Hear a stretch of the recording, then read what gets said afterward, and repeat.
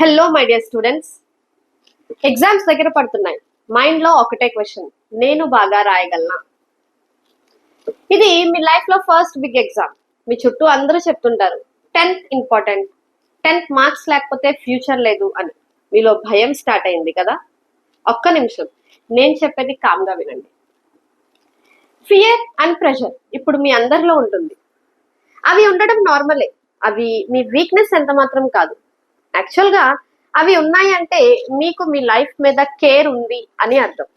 ఇకపోతే మీ pressure points, parents expectation, teachers warning, friends comparison and social మీడియాలో topper stories. రోజు ఎంత చదివినా మైండ్ చెప్తుంది సరిపోతుందా. సో ఇలాంటి సిచ్యువేషన్స్లో ఏం చేయాలి? ఎగ్జామ్స్కి ఎలా ప్రిపేర్ అవ్వాలి? ఈ వీడియోలో చూసేయండి. ఈ వీడియోలో నేను చెప్పేవి టాపర్ టిప్స్ కాదు, రియల్ స్టూడెంట్ ఫ్రెండ్లీ టిప్స్. చాలా మంది అనుకుంటారు ఎగ్జామ్స్ లైఫ్ ని డిసైడ్ చేస్తాయి, మార్క్స్ తక్కువగా వస్తే పేరెంట్స్ డిసప్పాయింట్ అవుతారు. ఎస్, కానీ ట్రూత్ ఏంటి అంటే ఎగ్జామ్స్ టెస్టింగ్ సిస్టమ్ మాత్రమే. మీ కాన్ఫిడెన్స్, మీ ఇంటెలిజెన్స్, మీ స్కిల్స్ అండ్ టాలెంట్ ని కంప్లీట్ గా మెజర్ చేయలేము.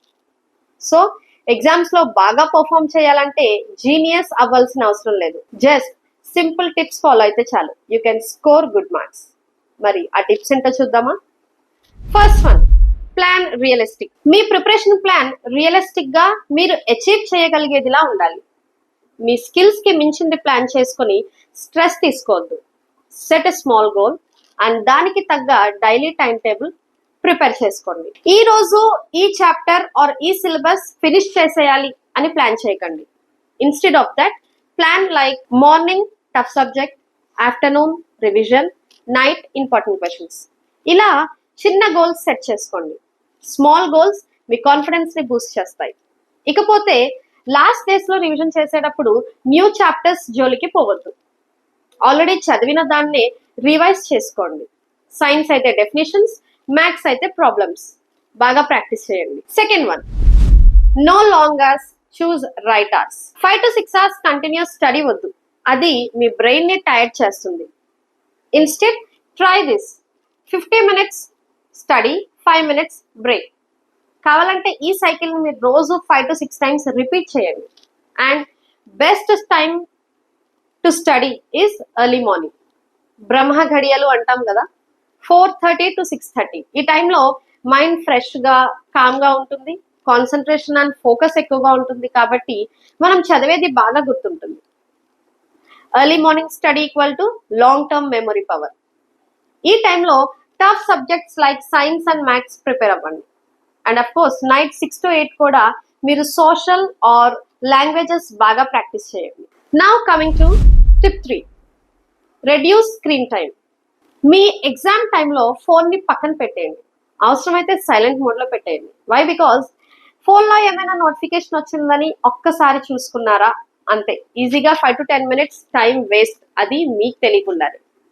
సో ఎగ్జామ్స్ అయ్యేంత వరకు ఫోన్కి దూరంగా ఉండండి. చాలా మంది బాధపడతారు, చదివింది మర్చిపోతున్నాం, ఎంత చదివినా గుర్తుండట్లేదు అని. అలాంటి వాళ్ళ కోసం ఒక memory tip, right what you read.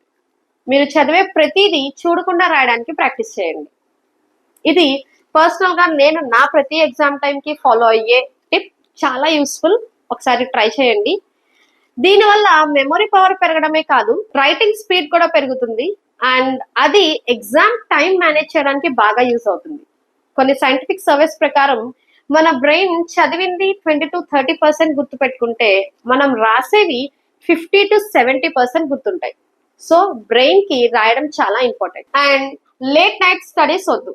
రాత్రంతా మెలకుగా ఉండి చదవడం వల్ల స్ట్రెస్ వస్తుందే తప్పితే చదివింది ఏమీ గుర్తుండదు. Sleeping time equal to memory fixing time.